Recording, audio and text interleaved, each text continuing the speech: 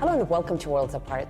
More than 700 years ago, the great Sufi poet Rumi penned one of the most enduring commentaries on the state of the world, comparing it to a reeling drunken body and saying that the caravan of civilization has been ambushed. With fools in charge everywhere, he called on true leaders to stand up and be the captains of their ships. Well, what does it take to navigate the dire straits of life? First as a world-class athlete and then as a world leader. Well, to discuss that, I'm now joined by Prime Minister of Pakistan, Imran Khan. Prime Minister, it's great to see you, great to talk to you. Thank you very much for your time. My pleasure. Now, I began with this somewhat verbose introduction, first because I know of your interest in Sufism, and more importantly because I think your whole life in politics and before that is a very colorful and I think very authentic illustration of following your heart's desires, which was very central to Rumi's teachings and the teachings of other mystics. You're going to turn 70 this year. What keeps you powered? Well, let me say one thing. When a human is born, within him, he's trying to look for God. And this is a constant journey towards God. A lot of people, unfortunately, never ask the two questions.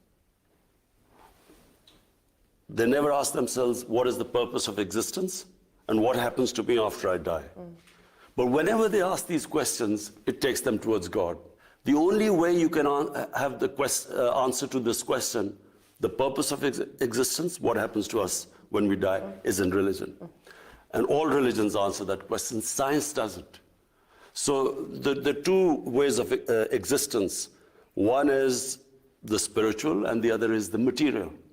And for me, if you are on the spiritual road, then you will always be looking for how you can face your God after you die, that you have fulfilled your responsibility as a human being.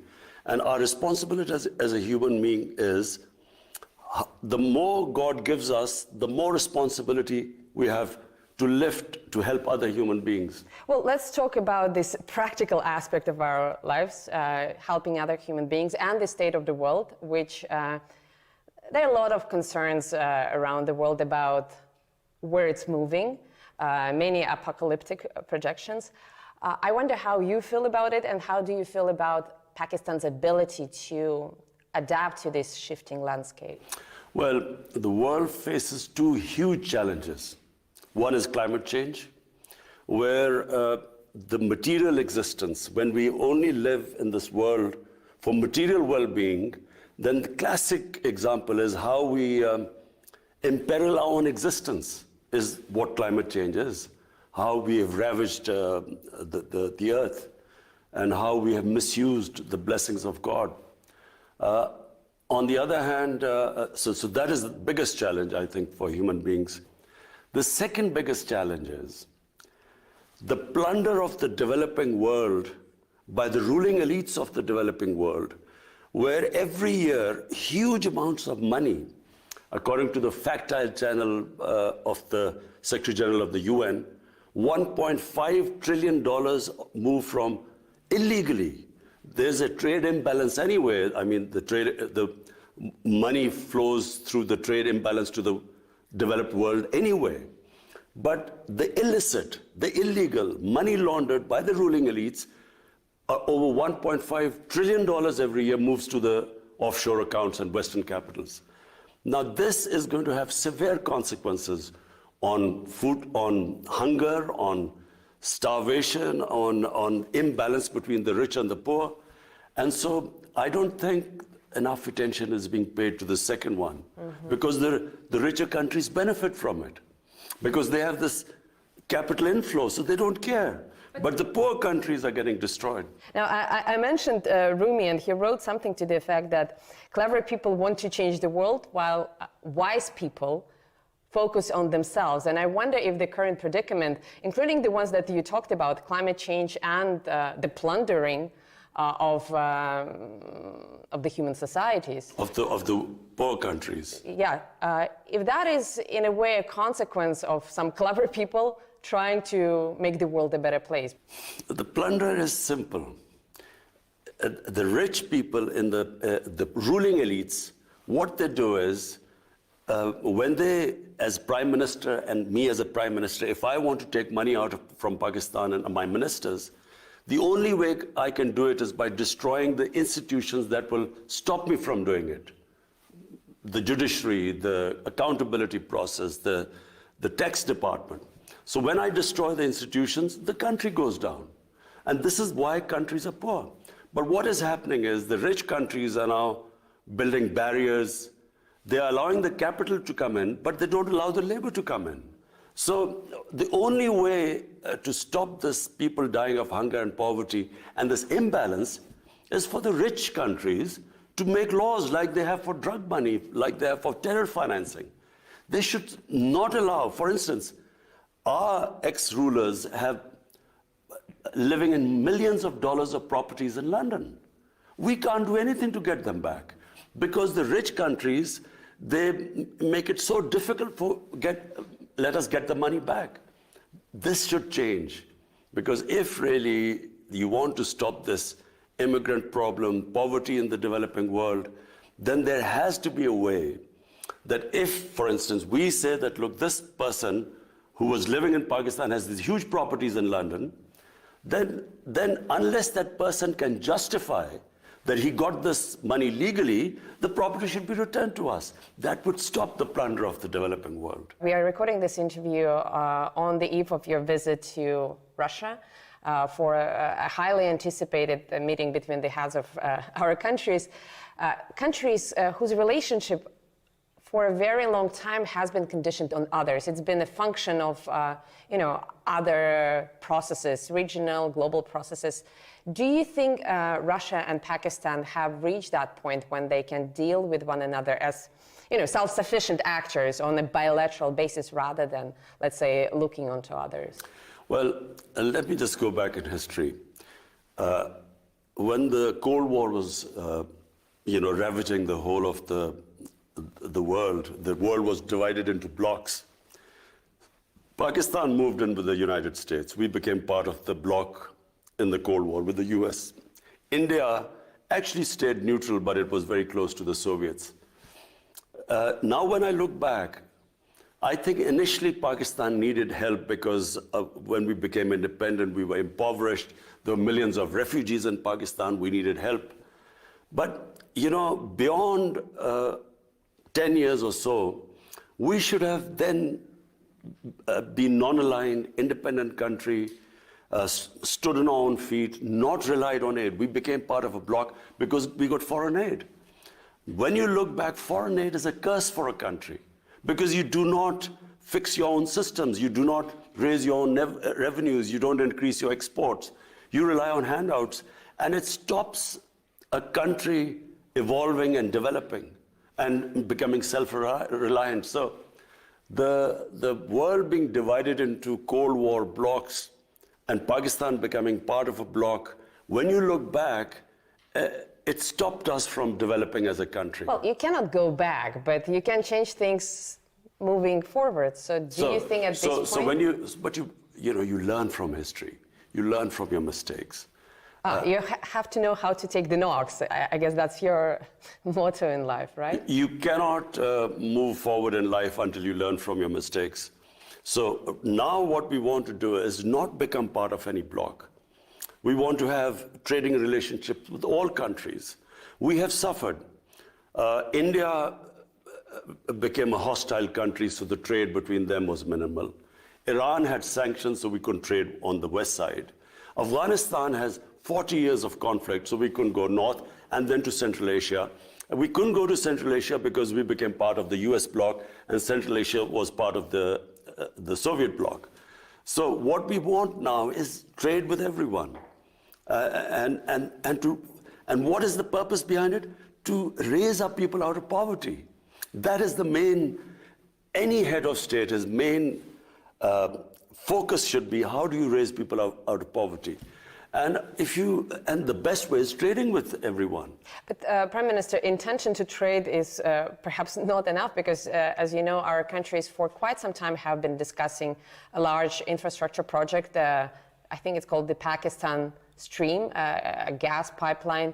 But forgive me my pun, the stream hasn't gotten enough steam yet. And now, in addition to logistical financing challenges, we are also dealing, Moscow is dealing with the threat of arbitrary sanctions, Western sanctions, that could be imposed on any Russia-associated project. Do you think this project and others will be up and running in our lifetime? Because sure, you are free, technically speaking, you are free to trade with everyone, but you know how geopolitics works, and there are some subtle ways of imposing pressure on international partners. That's true. This North-South Pipeline, one of the reasons that suffered was the companies that we were negotiating with turned out that the US had applied sanctions on them. So the problem was to get a company that wasn't sanctioned, a Russian company that wasn't sanctioned. So that became a problem. With Iran, we are gas deficient right now. We could just get a gas pipeline from Iran, but Iran is sanctioned. So I have to say that the developing world really wishes that there is not another Cold War. Because, how do we go ahead? Our purpose is not that we become part of any bloc. My main purpose is we have almost half our population which is above the bottom 50%, half is above poverty line and half is below. But if there's like this commodity super cycle when commodity prices have gone up, or if there's a shock like the COVID-19, then they start going below the poverty line. So the last thing we want is the world divided into blocs, sanctions, and I'm hoping that this Ukraine crisis is resolved peacefully. If we read reports in Western media, there's an imminent war between Russia and Ukraine on the cards, and clearly Western countries take a very oppositional, I would even say inimical view to Russia. For a shrewd politician like yourself, don't you think that it's perhaps too precarious of a time to expand Pakistan's geopolitical horizons? Well, firstly, this doesn't concern us. We have a bilateral relationship with Russia, and we really want to strengthen it. As I said, regions develop. It's not countries don't develop in isolation. It's because a whole region goes up. Like we saw the European Union. I was in university in England when the European Union came into being, and then the whole area standard of living went up. So we want to we hope that, sanctions are lifted on Iran so that, we're short of gas here. And, with Iran, it's the cheapest gas we can get. And similarly, we hope that India one day, Indian leadership, I wish they would concentrate on raising people out of poverty in India rather than proving to the world that the Hindus are the most superior race. Their leadership, how can a leadership not worry about having the highest poverty in the world is in the Indian subcontinent? How could they not worry about it rather than trying to prove to the world that the Hindus are superior? Well, but Prime Minister, on the other hand, many nations go through such period. It could be more or less painful historically, but the spell of nationalism has affected many countries historically. Now, you mentioned that you don't want to play camp politics anymore. You want to be a bridge.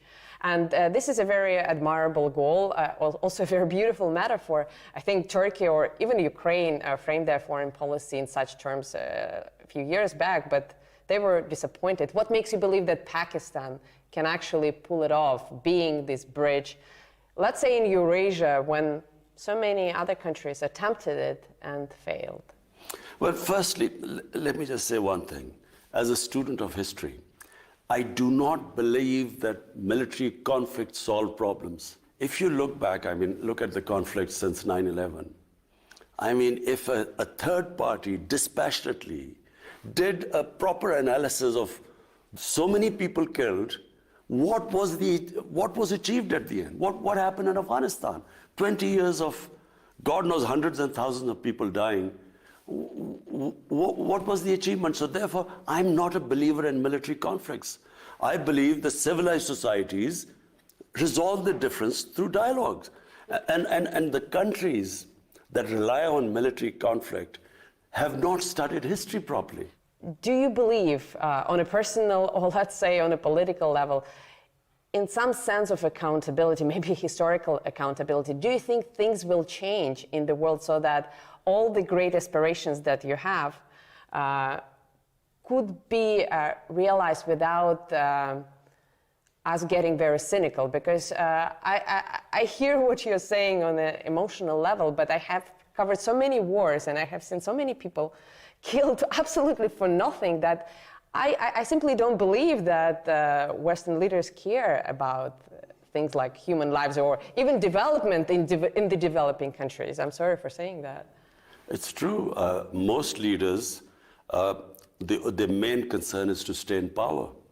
So if to stay in power, you know, there's what they call as a good war, they won't mind loss of human lives. Oh, it's a collateral damage. It's not people. It's collateral exactly. damage. I mean, you know, as someone who looks upon the world from a spiritual point of view, I think it is insane to have a conflict with the idea of people dying and thinking that you will get more popular because of that.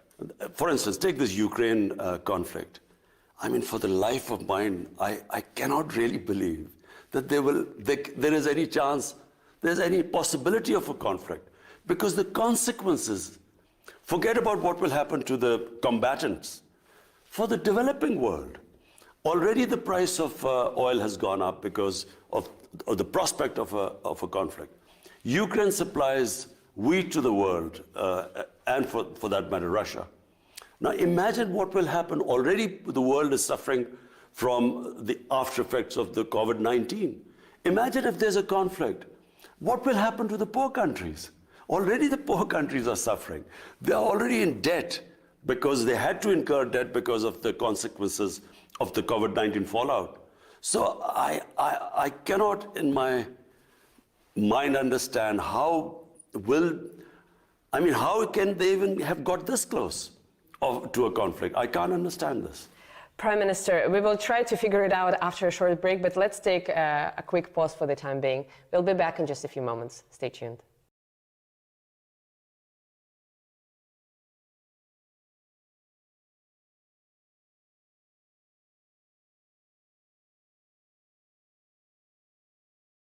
Welcome back to Worlds Apart with Prime Minister of Pakistan, Imran Khan.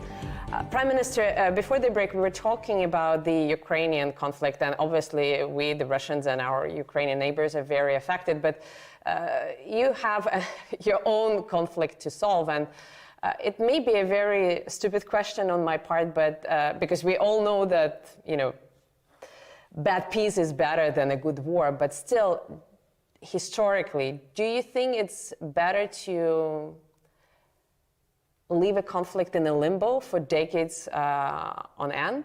Or do you think issues should be solved when they're hot? You see, if humans want, they can solve any conflict. The problem is that the humans, the leaders, and I'm talking about the leaders, I'm sure people in Ukraine and in Russia, everyone understands that if there's a conflict, there will be consequences. Everyone will be worse. But it's not about the people. People on either side don't want this conflict to happen. So exactly. But I think that the leadership in the countries is then stuck that if we withdraw from this position, what will be the consequences to us politically? Because politically there are consequences always. And I think it takes very powerful, great leaders who rise above this and who think about the effects on the human beings. I do want to ask you about great leadership, but very quickly, I know that you have tried to deal with your mutual grievances with India over Kashmir, and I'm sure you're not satisfied with the results of those efforts. Are you going to leave that issue to your successors, or are you still hoping to try something new? You know, when my party came into power in 2018, first thing I did was to reach out to India. And I told them, you know, our only issue is Kashmir. Let's sit down on the table and resolve it. Let's have a roadmap. But I didn't realize, you know, and remember, I'm the one who knows India better than anyone because of course, cricket is a passion, you know, in the subcontinent. And because of, you know, me being captain of cricket here and sort of playing over 10 years against India, I know India better than most people. So I immediately reached out. But then I discovered, to my horror, that this is not the India I used to know, because it's been taken over by this mad ideology. It's a racist ideology, which was inspired by the Nazis. The founding fathers were inspired by the Nazis. You can Google on your phone and you can, the founding fathers praised the Nazis, racial superiority. And you see, there's a negative nationalism, there's a positive nationalism. You must distinguish between the two. I can inspire my people by saying, look, you were a great nation, let's now get back again. But if I say you were a great nation, but because of these other human communities, you could not reach the top, so shift the hatred towards them, there is always bloodshed. Prime Minister, I'm sure your counterpart in New Delhi would disagree, but if Prime Minister Modi wants to share his own views, we would be more than happy to travel to New Delhi and interview him on that. Listen, I would love to debate with Narendra Modi on TV. That would I would be love great. to talk. But you know, before we organize this debate, and by the way, RT would be happy to moderate it, me personally, but it would be so good for over 1 billion people on the subcontinent if we can resolve our differences through a debate rather than through... That would be amazing. But let me ask specifically about Pakistan, because this year marks the 75th anniversary of your country coming into being, and the figure of Muhammad Ali Jinnah still looms large with his philosophy of marrying modernity with traditional grassroots culture. And I think it's not only in Pakistan, but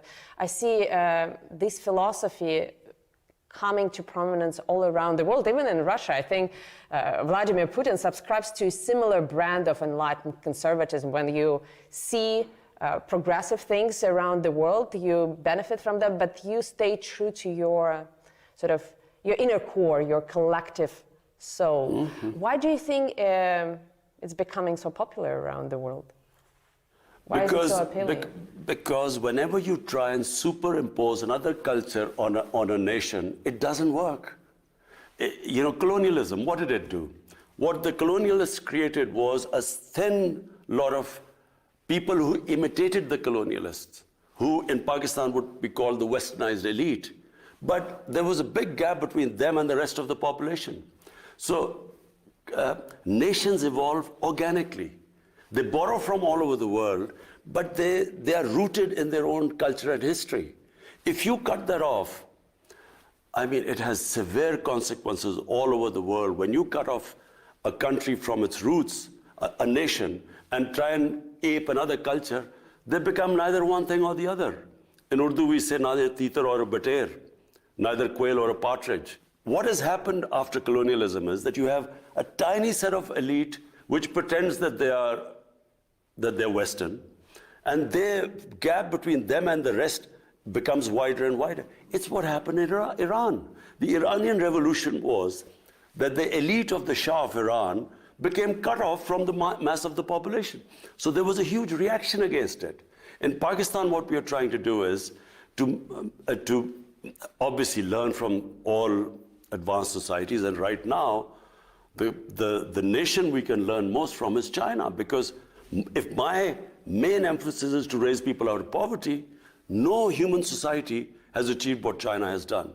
So therefore, we learn from everyone, but we should be rooted in our own culture, history, religion. China played a subtle but I think very significant role in facilitating Russian-Pakistani exchanges, and I know that Recently, while visiting Beijing, you suggested that Islamabad can act as a mediator between Beijing and Washington. What makes you believe, I'm sorry for being blunt, but what makes you believe that mediation is even possible? Because as far as I understand the American psyche, they are not after understanding, they are not after negotiating on the level playing field, they are after preserving dominance. Would China agree to that? But look, the America I know is very diverse. Any country, for instance, what is happening in India is not what Indians are like. This is not the India of Nehru and Gandhi. This is the India of Narendra Modi. A tiny, highly organized elite has taken over India, just like the Nazis took over Germany. So, you know, at a given point, there is this extreme nationalism which has been released in the US, and they want this dominance. But surely there are sensible voices in the US saying that conflict is where you are heading. Conflict, Cold War is not the way. There is another way where it could be win and win for everyone. And I certainly believe that the cooperation between China and the United States, and even for that matter Russia, will benefit mankind much more than a conflict. I wish I had more time. I have many more questions, but let me ask the final one. And it's a bit cheesy, but I ask it sincerely because you've reached the pinnacle of your sporting career by giving your country its first and only victory in the Cricket World Cup. How do you hope to be remembered? What do you want to give to your people as the Prime Minister? That's a simple answer. I would love to emulate China in terms of bringing people out of poverty.